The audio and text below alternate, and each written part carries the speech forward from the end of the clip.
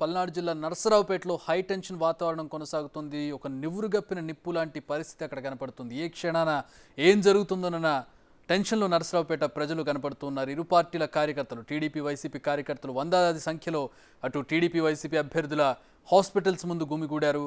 Cooperative hospital, Arvind బాబా hospital వద్ద అరవింద్ బాబు hospital దగ్గర రెండు పార్టీ కార్యకర్తలు పోగారు. నర్సరావుపేట టీడీపీ ఎంపీ అభ్యర్థి శ్రీకృష్ణదేవరాయల కాన్వాయ్లోని వాహనాల్ని వైసీపీ శ్రేణులు ధ్వంసం చేశాయి. మొత్తంగా పల్నాడు వ్యాప్తంగా ఒక టెన్షన్ వాతావరణం కనపడుతుంది. ప్రధానంగా నర్సరావుపేట ప్రాంతంలో కొంచెం ఉద్రిక్త వాతావరణం ఎక్కువగా ఉంది. ఈ సాయంత్రం నుంచి కూడా ఒక రకమైనటువంటి ఉద్రిక్త వాతావరణం కనపడుతుంది. మధ్యలో కంచెలు వేసి, రెండు హాస్పిటల్స్కి మధ్యలో కంచెలు వేసి, అటు గోపిరెడ్డి హాస్పిటల్, ఇటు చదలవాడ హాస్పిటల్ రెండింటికి మధ్యలో కంచె వేసి అక్కడ కార్యకర్తలను అదుపు చేస్తున్నటువంటి పరిస్థితిని మనం చూస్తూ ఉన్నాం. కొద్దిసేపటి క్రితం అక్కడ జరిగినటువంటి దాడి దృశ్యాలను మనం చూస్తున్నాం. కృష్ణదేవరాయలు కాన్వాయ్ని ధ్వంసం చేస్తున్నటువంటి దృశ్యాలను మనం చూస్తున్నాం. మరో పక్కన చదలవాడ అరవింద్ బాబు హాస్పిటల్ ముందు ఉన్నటువంటి దృశ్యాలను మనం చూస్తూ ఉన్నాం. వందల సంఖ్యలో అక్కడ గుమిగూడారు టీడీపీ కార్యకర్తలు. మరో పక్కన అటు గోపిరెడ్డి నివాసం అలాగే హాస్పిటల్ ముందు కూడా అదే స్థాయిలో కార్యకర్తలు గుమిగూడినటువంటి పరిస్థితి. దీంట్లో మైనర్లు, మహిళలు కూడా ఉండడం ఇక్కడ గమనించవచ్చు మనం. రైట్, మా ప్రతినిధి శివ ఈవినింగ్ నుంచి కవర్ చేస్తున్నారు ఈ హైటెన్షన్ వాతావరణాన్ని. అక్కడ పరిస్థితి ఎలా ఉందో మినిట్ టు మినిట్ మనకు అప్డేట్స్ ఇస్తూ ఉన్నారు. శివ, ఏంటి ఇప్పుడు తాజా పరిస్థితి ఏంటి, ఎట్లా ఉంది అక్కడ? చక్రి మొత్తం మీద చూసుకుంటే మధ్యాహ్నానికి ఇప్పటికీ మార్పు ఏం లేదు. ఒకటే మార్పు, మధ్యాహ్నం అప్పుడు ఇప్పుడేమో సాయంత్రం అయింది, అంత తప్ప ఇక్కడ రెండు పార్టీల్లో ఎటువంటి మార్పు కూడా లేని పరిస్థితి కనిపిస్తూ ఉంది.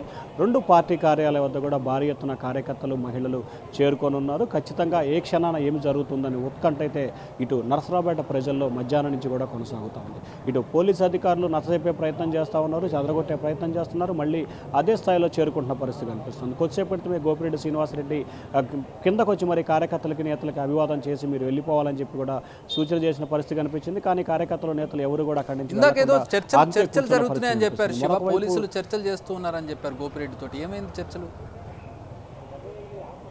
అంటే ప్రధానంగా చూసుకుంటే పోలీసు అధికారులు అయితే చర్చలు జరుపుతూ ఉన్నారు. దానికి సంబంధించి గోపిరెడ్డి సానుకూలంగా స్పందించినప్పటికీ నాయకులు, కార్యకర్తలు, నేతలు మాత్రం ఏమాత్రం కూడా తగ్గే పరిస్థితి అక్కడ కనిపించలేదు.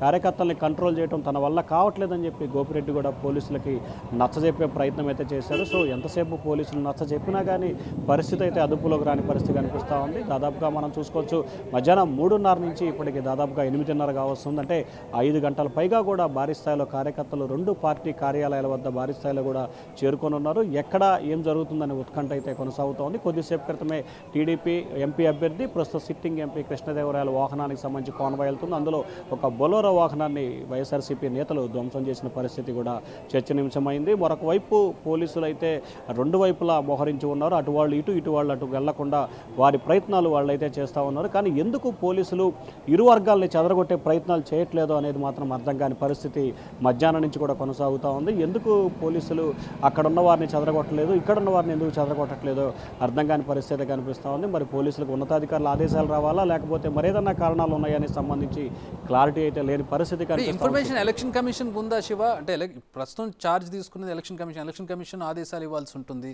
ఆ ఎలక్షన్ కమిషన్కి దీని మీద ఇన్ఫర్మేషన్ వెళ్ళే ఉంటుంది కదా, ఏంటి వాళ్ళ నుంచి ఎట్లాంటి ఆదేశాలు వస్తున్నాయి? రైట్, ఇప్పటికీ ఎలక్షన్ కమిషన్ దీనికి సంబంధించి కూడా జిల్లా కలెక్టర్ ఒక నివేదిక ఇచ్చినట్లు కూడా తెలుస్తూ ఉంది. ఆ నివేదికని ఆధారం చేసుకొని ఖచ్చితంగా ఎలక్షన్ కమిషన్ నిర్ణయం తీసుకునే అవకాశాలు అయితే కనిపిస్తున్నాయి. జరిగిన సంఘటనకు సంబంధించి ఖచ్చితంగా ఎవరైతే ఆ టైంలో ఉన్న పోలీసు అధికారులు ఉన్నారో వారిపై వేటు వేయటం, లేకపోతే వారిని బదిలీ వేసే అవకాశాలు అయితే కనిపిస్తున్నాయి తప్ప ఇంకా అయితే మధ్యాహ్నం 3:30-4 గంటల నుంచి నర్సరావుపేటలో హై టెన్షన్ అయితే కొనసాగుతూ ఉంది. 4-5 గంటలు గడుస్తున్నా కానీ ఇంతవరకు కూడా ఎన్నికల కమిషన్ నుంచి ఎటువంటి ఆదేశాలు అయితే నర్సరావుపేట విషయానికి సంబంధించి రాలేదు. సో మరి ఎన్నికల కమిషన్ ఒకవైపు పోలింగ్ బిజీలో ఉంది, మరొక వైపు రాష్ట్ర వ్యాప్తంగా పోలింగ్ శాతం గణనీయంగా పెరుగుతుంది. ఇంకా చాలా పోలింగ్ కేంద్రాల్లో ఓటర్లు బారుతీరులు ఉన్నారు. రాత్రి 8 గంటలు దాటినా కానీ ఇంకా బారులు తీరున్న పరిస్థితి కనిపిస్తూ ఉంది. మరికొన్ని చోట్ల ఈవీఎంలు ధ్వంసం చేసిన సంఘటనలో కొన్ని రీపోలింగ్ ఆలోచనలు కూడా ఈసీ చేస్తూ, సో ఈ నేపథ్యంలో వీటన్నిటిని నేపథ్యంలో ఈసీ ఆ వైపు బిజీగా ఉందనే అనుమానాలు కూడా తావిస్తూ ఉంది. మరి చూడాలి, మరికొద్ది సేపట్లోనే నర్సరావుపేట ఇష్యూకి సంబంధించి ఈసీ ఏ రకమైన అభిప్రాయాన్ని తీసుకుంటుంది, ఏ రకమైన చర్యలకు సిద్ధమవుతుందో చూడాల్సిన పరిస్థితి కనిపిస్తూ ఉంది. ఎంతమంది ఉండొచ్చు శివ? అక్కడ ఎంతమంది ఉండొచ్చు, ఇక్కడ ఎంతమంది ఉండొచ్చు? చదలవాడి హాస్పిటల్ ముందు, ఇక్కడ గోపిరెడ్డి హాస్పిటల్ ముందు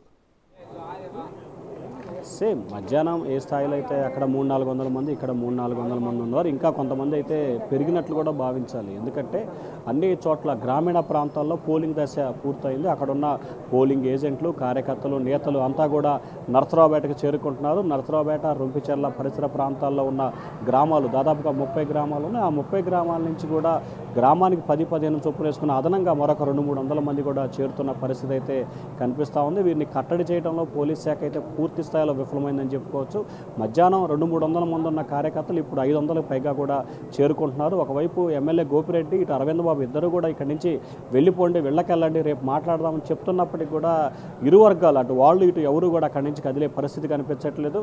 నిమిషానికి కార్యకర్తల సంఖ్య అయితే పెరుగుతూ ఉంది, కానీ రాత్రి అవుతున్నా తగ్గే పరిస్థితి అయితే కనిపించట్లేదు. ఏ క్షణాన్ని ఏమి జరుగుతుందనే ఉత్కంఠ అయితే మరి కొనసాగుతూ ఉంది. పోలీసులు ఎంతసేపు వెయిట్ చేస్తారు, వారిని ఇక్కడి నుంచి పంపించకుండా లేకపోతే ఏం చేస్తారనేది చూడాల్సిన పరిస్థితి కనిపిస్తూ ఉంది. Right, thanks for the update Shiva.